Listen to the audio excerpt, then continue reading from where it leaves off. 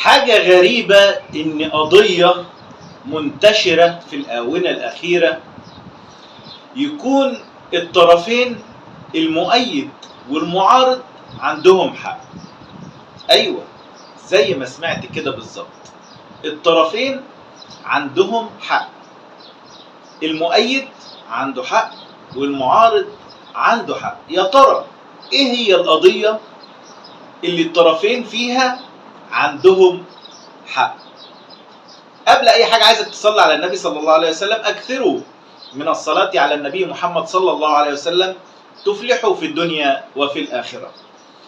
السلام عليكم ورحمة الله وبركاته. النهاردة معانا حكاية غريبة وعجيبة ومنتشرة في الفترة الحالية بشكل كبير. في طرف مؤيد وطرف معارض. ايه هي الحكاية؟ تعالوا نعرف ايه الحكاية ونقول التفاصيل. حكاية النهاردة، اولا انا مش هنشر فيديوهات لا للمؤيدين ولا للمعارضين. النهاردة انا جاي اطرح الموضوع والقضية وهي مطروحة للنقاش، وانا على علم وتمام اليقين ان الطرفين عندهم حق. لكن ايه القصة؟ قصة الكلاب.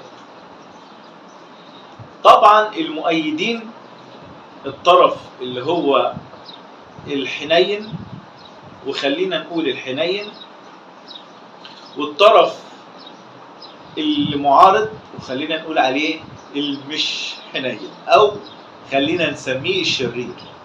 الطرف الشرير، على الرغم ان هو مش شرير ولا حاجه، بس خلينا نشوف القصه ونسردها بتفاصيلها ونشوف هل الحنين حنين والشرير شرير ولا في حاجه تانية.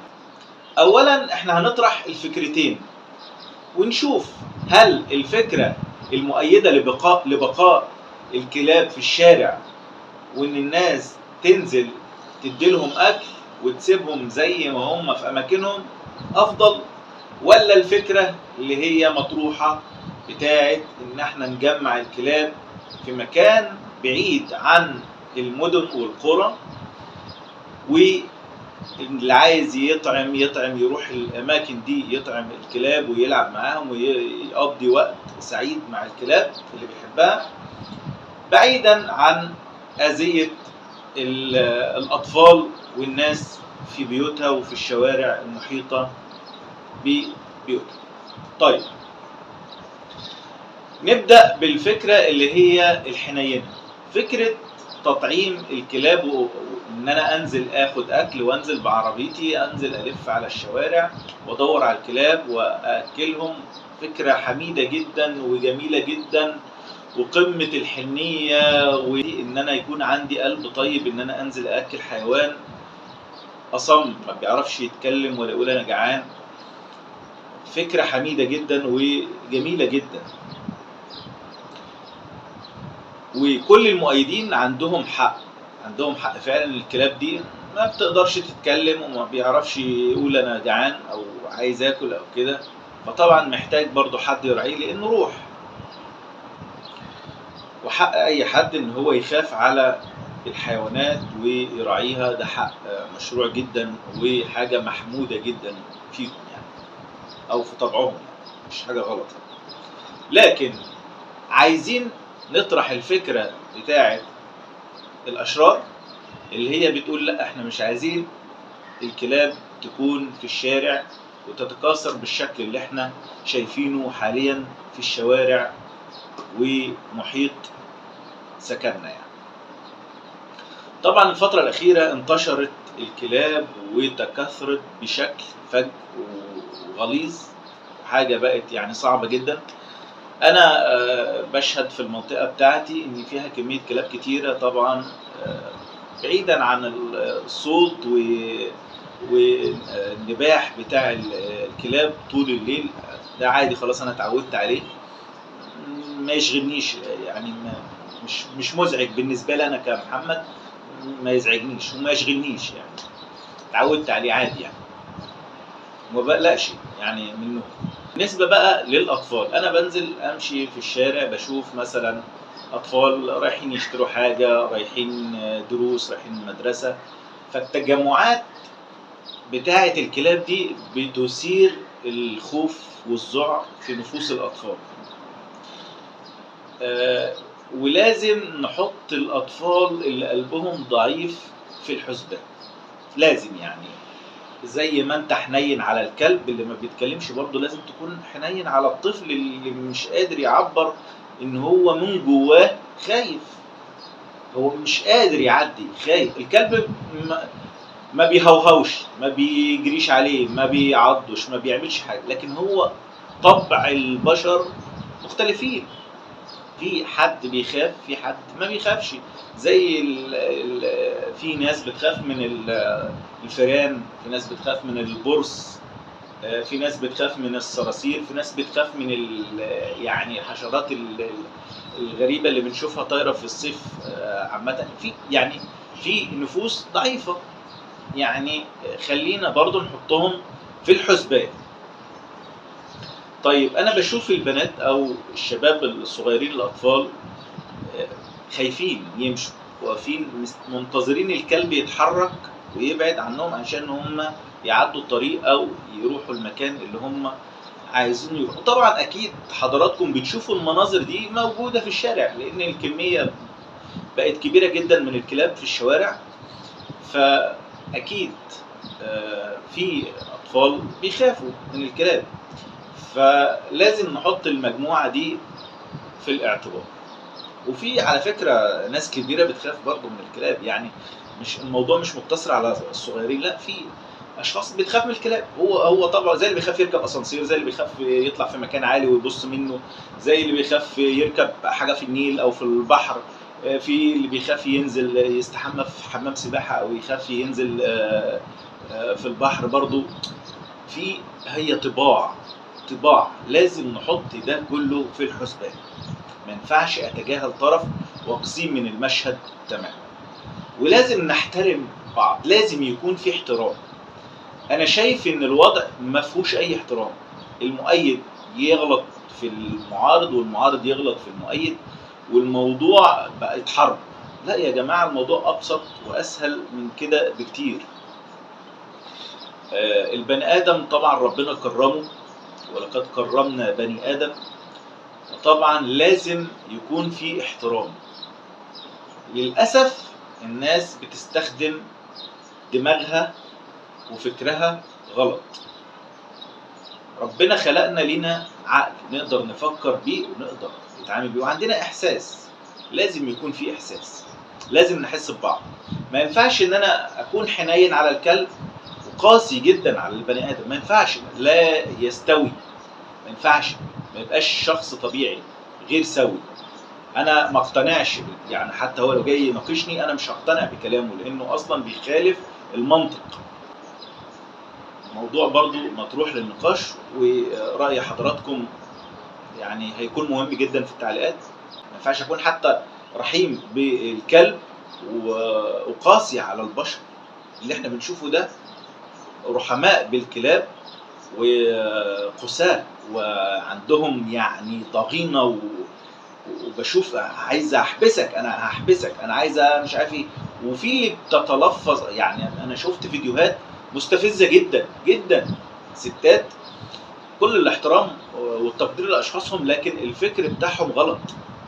الفكر او التعامل اللي احنا شفناه في الفيديوهات غلط جدا، ما ينفعش، لا يستوي اكون رحيم على الكلب واغلط واسب والعن واشتم بالفاظ قبيحه، والفاظ ما ينفعش الفاظ تتقال من راجل. لا، ده احنا بنسمعها من ست كمان، يعني تشتم واحد او تشتم واحده ويبقى في حاجه يعني غير طبيعيه.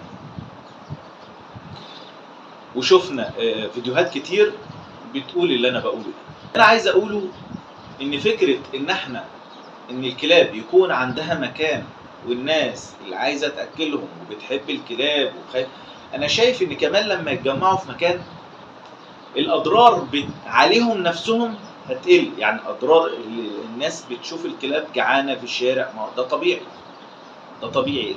الحاله والاسعار كل يوم في تزايد، وفي فجوه بين المرتبات وبين الاسعار اللي كل يوم بتعلى.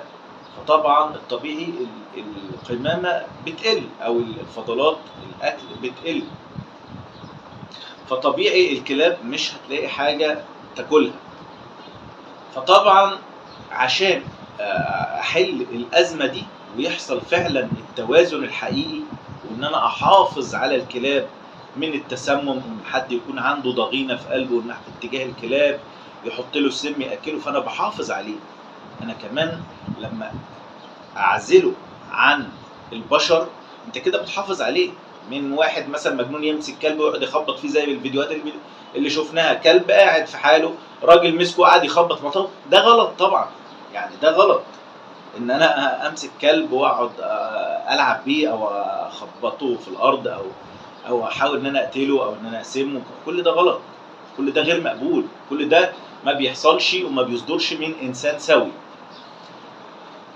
اللي انا عايز اقوله ان برضو فكرة ان احنا نعزل الكلاب عن البني ادمين فكرة سليمة، واشوفها من وجهة نظري التي ليس لها قيمة على الاطلاق. انا ما بفرضش، انا بقول وجهة نظري، وحضراتكم ليكم حرية الرأي والتعبير وحرية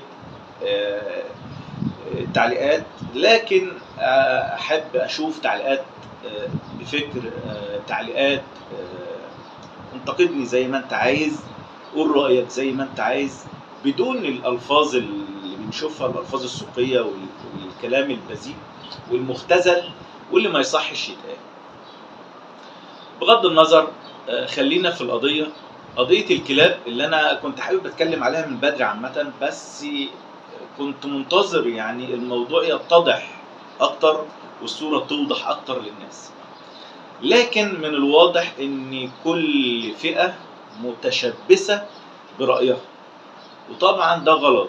يعني كده مش هنوصل لحل. لازم يكون في تقارب، لازم يكون في ناس حكيمة تحل الأزمة دي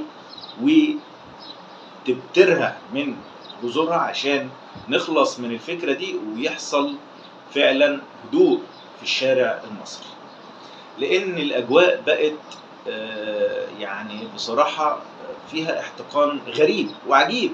يعني حاجة عجيبة، اتنين مختلفين، واحد مؤيد عايز الكلاب تبقى في الشارع ويأكلها، والتاني مش عايز الكلاب تبقى في الشارع، فالاتنين عايزين يضربوا بعض. يعني يا جماعة الموضوع بسيط، ايه في ايه؟ يعني ايه اللي حصل؟ خليكوا يعني عندكم حكمة وعقل وفي رزانة كده في الحوار. عادي انت وجهة نظرك ماشي، انت وجهة نظرك تحترم عادي، لكن في مقولة لازم كلنا نحفظها ونرجع لها في المسائل اللي بيبقى فيها لغط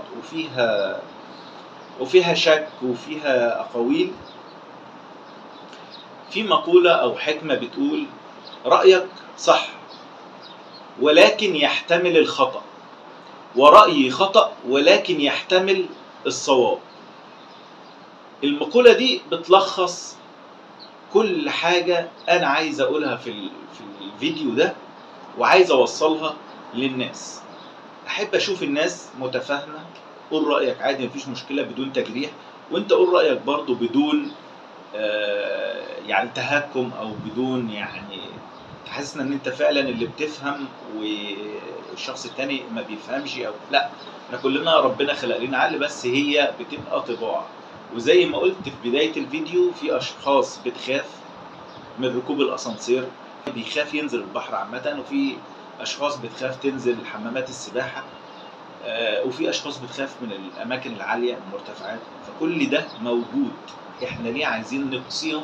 وليه عايز فكرتي هي اللي تمشي وفكرتي هي اللي تسود والناس تنفذ وتقول أمين وخلاص؟ لا، لازم نوصل لحل يكون منطقي، نحافظ على الحيوان ونحافظ على الإنسان.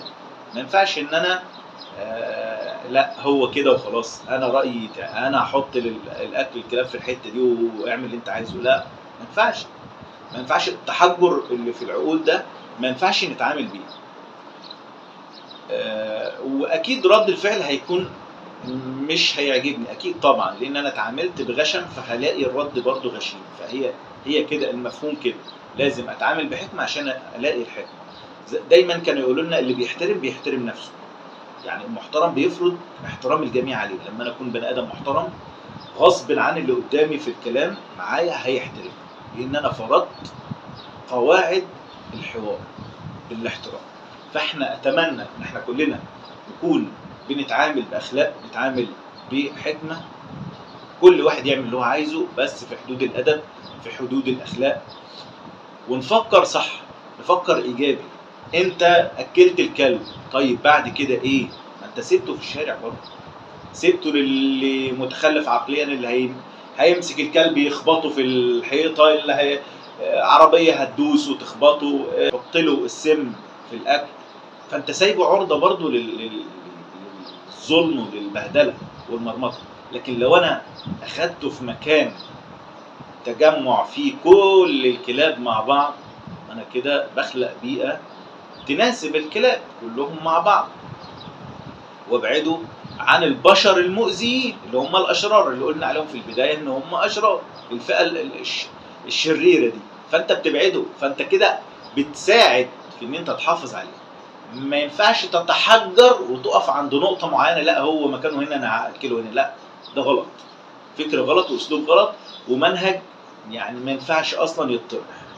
لازم ادور، انا خايف على الكلب، يبقى اعمل واسعى ان انا احافظ فعلا على الكلب وعلى الجيل بتاعه، يعني الخلفه بتاعته.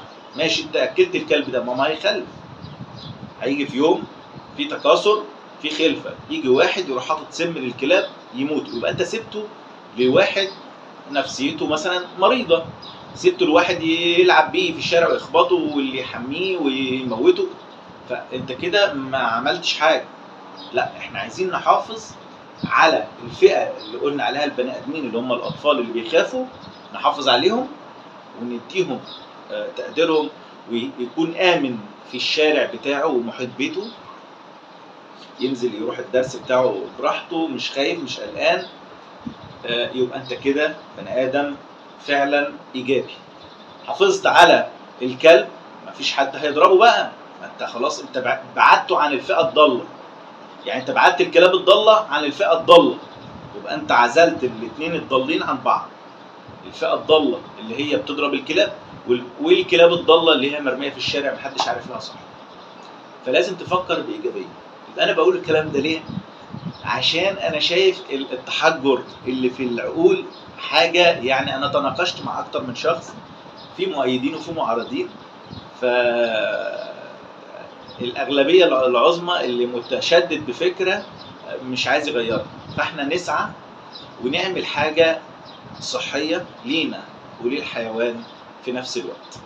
أتمنى يكون الفيديو وصل المعلومة اللي أنا كنت عايز أوصلها، وسامحوني لو في تقصير وما قدرتش أوصل المعلومة كاملة، لكن أنا هقول أخيرا احنا عايزين نحافظ على الإنسان ونحافظ برضو على الحيوان اللي هو الكلب.